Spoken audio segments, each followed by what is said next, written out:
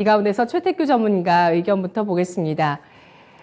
이제는 11월 지금이 마지막 주라고 볼 수 있어요. 다음 주는 11월에 남은 날들이 대기하고 있고 또 12월이 시작됩니다. 이번 한 주 어떻게 진행됐는지 한번 반성해 볼까요? 반성할 필요는 없을 것 같고요. 시장을 주도했던 섹터들이 많은데 그걸 한번 좀 살펴보고 또 시장에 대해서 좀 제가 생각하는 부분 한번 간략히 설명드려 보도록 하겠습니다.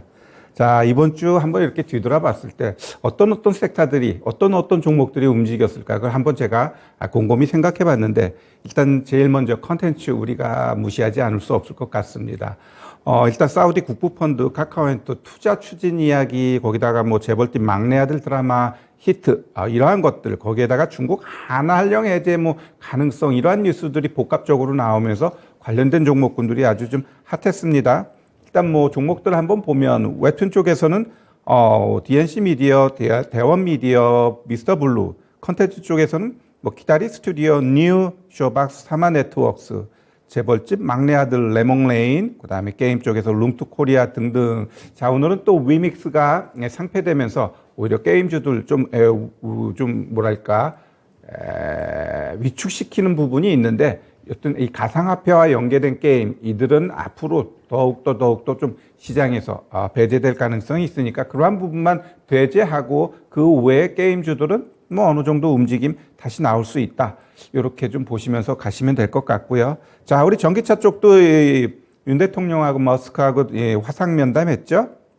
일단 기가팩토리 유치 전담팀 구성하겠다라고 하면서 관련된 종목군들도 또 내가 좀 한번 하나하나 봤어요. 그랬더니 일단 테슬라 쪽 움직임에 있어서 나타나는 게 센트럴 모텍, 명신산업, MS 오토텍, KEC 이런 종목이고 일단 전기차 쪽으로는 삼진 L&D, 상신 EDP, 성화이텍 이런 종목. 그다음에 리튬 쪽으로는 하이드로 리튬, 지에논 에너지, WI. 그다음에 전고체 쪽으로 이수학, 미코들도 움직였고. 일단 무선 충전 쪽에 이제 유라테크, 동양 EMP, 그래핏 쪽으로는 크리스탈 신소재 이러한 종목군들이 움직였어요. 여튼 오늘 제가 이제 종목군들을 이야기를 하는 건 이들 종목들이 많이 시세를 줬으니까 또 눌림 나오겠죠. 눌림 이후 공략 가능할 것 같고요. 일단 네옴시티 쪽으로도 또 움직임 오늘도 좀 나왔죠. 일단 모듈러 쪽으로 이제 금강공업, SY 다스코 쪽, 그다음에 디지털 트윈 해갖고 현대무벡스, 엔텔스, 철도 쪽으로 대아TI, 현대로템, 부산산업, 수소 쪽으로 평화홀딩스, 부산주공, 그다음에 통신 쪽으로 기가레인, 인텔리안테크, 탄소 포집 쪽으로 KC코트렐, 수처리 쪽으로 웰크론 한텍, 시노팩스 이런 종목군들이 움직였어요. 그다음에 이제 이 로봇 같은 경우는 제가 봤을 때 계속적으로 순환하면서 계속 내년도 그렇고 후년도 그렇고 주가의 변동성은 주겠지만 계속 그림은 나타날 수 있는 섹터다 저는 이렇게 보고 있고요. 일단 윤 정부가 이제 로봇, AI, 융합산업, 중장기 청사진 이 부분을 고민하고 있다. 로봇 일상화 시대에 서두르고 있는 이 정부로 인해 가지고 로봇 관련된 건 에브리봇, 레인보우 로보틱스, SPG 등등등등 로봇자 들어가는 애들 자꾸 이제 변동성 주고 있다. 이들은 좋은 기업이면 사고 물려도 그렇게 걱정할 필요는 없을 것 같고요. 그다음에 이제 정치적인 것하고 또 경제하고는 또 좀 맞물려 있어요. 그래서 이제 사법 리스크가 이제 부각되는 이재명 뉴스의 인맥주들의 움직임이 나타나는데 결국 이낙연 관련주냐, 김동연 관련주냐, 한동훈 관련주냐 이러한 흐름에 따라서 종목들의 움직임이 나타나고 있습니다. 선거떨도 아닌데 이러한 부분 나타나고 있고 그 외에도 일회용 제한 이거로 인해 가지고 한국 패키지 그다음에 이제 조코바 긴급 승인에 의해서 일동 제약 그다음에 이제 지배 구조로 해 가지고 메리츠 관련된 종목 그다음에 파업으로 인해 가지고 KCTC 동방 그다음에 월드컵으로 제주 맥주 이런 것들이 있습니다. 자, 여기서 이제는 저는 이제 결론적으로 이야기해 드리고 싶은 건 진짜 종목 굉장히 많아요. 이 종목 다 살 수 있을까요? 못 사요. 아까 증권사에서 레포트 주면서 내년도 시장에 대해서 전망하면서 업종 얘기했는데 어때요? 시장에 있는 업종 다 얘기한 것 같아요. 그럼 그거 다 살 수 있어요? 못 삽니다. 결국 그러한 부분에 있어서 내가 전략적으로 나아가기 위해서는 어떻게 하는 게 좋을까? 내가 살 때 믿음을 갖고 얘는 꼭 사야 돼 라고 한다면 사는 거예요. 다만 처음부터 너무 주식은 비중 싸움이에요. 비중에서 실패하게 되면 그 종목 노예가 되거나 그 종목으로 인해서 내 스스로가 힘들어집니다.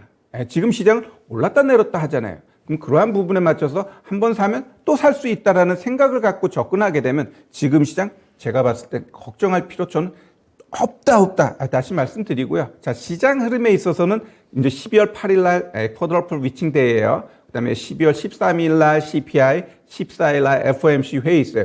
그럼 그때까지 지금 시장은 굉장히 뭐랄까 행보 구간이 이루어질 것 같습니다. 그래서 그때까지는 2,400에서 2,500 거기서 왔다 갔다 할 것 같아요. 지금 삼성전자 보세요. 꽉 묶어놨습니다. 그냥 하루에 500원, 1,000원 움직이기도 힘들 정도로 꽉 묶어놔. 그러면 일단 그때까지는 대형주 쪽에서의 움직임 나타나지 않을 거야. 그래도 나타나는 건 뭐 포스 그러니까 다 안 가. 그건 아니지만 열에 7, 8은 안 가고 그중에 이제 한두 개, 세 개가 좀 움직임이 탄력적으로 나온다. 이렇게 좀 보시면 될 것 같고요. 결국 그때까지 묶여져 있을 때 제가 그 전에 한번 2,300 하회할 수 있어. 이러한 부분은 지금은 두 가지 측면에서 봐야 될 것 같아요. 하나는 중국 코로나 엄청나게 늘어나고 있대요. 그것을 빌미로 해서 한번 시장을 하방으로 만들 것이냐. 라고 했을 때 그랬을 때 2,300까지 내려오면 매력적으로 보시면 될 것 같고요. 또 하나는 일단 선물적 포지션 봤을 때 2,300까지 내려갈 수 있는 공간은 있어요. 결국 선물도 보면 지금 시점에서 2,300까지 내려가기 위한 회귀 과정이 가끔 나타나는데 그러한 모양새에서 2,300까지 내려가는 부분 그거만 염두에 두시면 될 것 같고 그 다음은 시장이 결국 2,500 치고 갈 것이냐 아니면 지금의 박스 흐름으로 갈 것이냐 그러한 갈림길에 있다. 즉 시장 걱정하지 말자. 시장에서 말하는 크게 하락하는 그거는 나중에 사인 나와요. 그때 고민해도 되니까 지금은 시장을 즐기자라는 측면에 있어서 계속 강조드립니다. 네. 2,300까지 혹여 내려갈 가능성 여부를 본다면은 외국인 선물 시장 동향을 보면 된다는 말씀이시죠? 네네네네. 네. 현재로서는 어떻게 판단되시나요? 그들 입장에서는 12월 8일이니까 아직 시간은 남아 있어요. 그렇다가 뭘 트리거로 잡을 것이냐, 중국 잡을래, 뭘 잡을래, 그러니까 하방으로 한번 밀어버릴 가능성은 있다라는 거죠. 안 갈 수도 있고요. 뭐 그들 마음이기 때문에. 허나 일단 말일날 기준으로 해서 포지션은 대부분 다 이제 230 거기 언저리에 있어요. 그럼 그걸 지수로 판단했을 땐 한 2,300 5, 10? 아니 이 정도니까 한 2,300에서 2,320까지는 한번 내려올 가능성도 있다. 이 정도로 우리가 이해하시면 될 것 같습니다. 네. 한 주를 돌아보면서 종목들의 동향들 알아봤습니다. 아마 언급해 주신 종목군들 가운데서 눌림목을 잘 공략한다면 수익이 날 수 있을 만한 종목이 이 가운데 있을 거라는 관점에서 아마 이런 많은 종목들을 보여드린 것 같은데요. 지금 시장 오늘 배터리주가 또 회복세를 보여주죠. 에코프로 BM 등 코스닥에서 대형주 가운데서 배터리주가 좀 더 눈에 띄고 있는 상황이고요. 또 유가증권 시장 대형주 중에서도 SK이노베이션이나 또 고려아연 이런 종목들이 상승을 시도하고 있는 모습이었는데요. 배터리주 계속해서 시장의 중심에 놓여 있고요. 그리고 로봇주 같은 경우는 정책주로 분류를 해주셨어요. 전문가님, 로봇주 내년에도 주도력을 보일까요? 제가 봤을 때 로봇 관련된 종목군들은 제가 항상 이야기하는 게 뭘까요?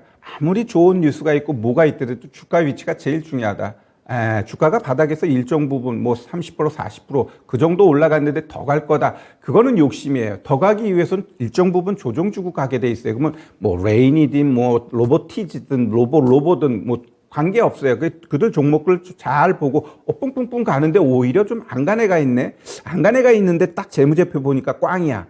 그런 애들은 관심 갖지 마시고 재무제표 괜찮은데 얘 안 가네. 그런 애들은 사가지고 기다리게 되면 오히려 걔네들 잘 간 애들 좀 누그러질 때 얘가 올라서 튀어갈 가능성이 있다라는 부분 우리가 유념하시면서 종목 대응하시는 게 좋을 것 같습니다. 네. 그리고 네옴시티 관련주 가운데서 방향성을 보기 위해서는 한미글로벌 주가를 보자고 어제 최태규 전문가가 이야기해 주셨는데요. 오늘 한미글로벌 뿐만 아니라 많은 종목군들이 상승합니다. 특히 중심에 선 게 다른 글로벌이죠. 한미글로벌 향방부터 좀 살펴볼게요. 이제는 추세 복귀인가요? 아니죠. 제가 말했던 어제 21 이평선까지 딱 오늘 올라가고 윗골이 다네요. 그렇다고 한다면 지금 자리에서 뭐 뉴스 이슈 올라간 게 아니고 오늘 장중에만 올라간 게 벌써 거의 14%예요. 그러면서 뭐 이유신 아니면 히림 뭐 이런 애들도 뭐 동반하면서 쫄쫄쫄 갔는데 제가 봤을 땐 지금 자리는 기술적 반등이고 결국 예. 얘가 오늘의 고점 치고 가게 되면 한 45,000원까지 한번 열려 있겠지만 오늘 고점 못 치게 되면 결국 얘도 박스 흐름으로 갈 가능성은 있다라고 보여집니다. 네, 코오롱 글로벌도 갭상하면서 오늘 상한가 갔다가 좀 밀려났어요.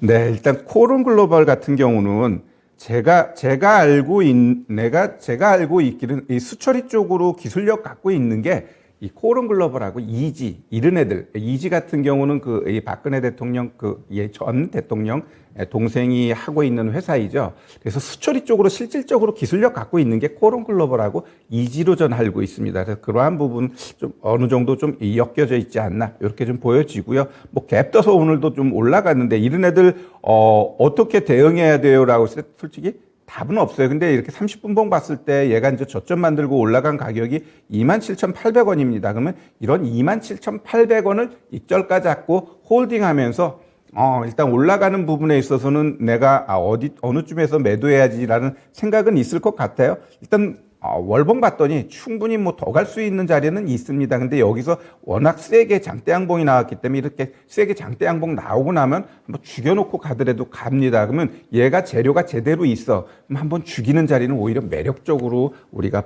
분할 매수하는 것도 나쁘지 않을 것 같습니다.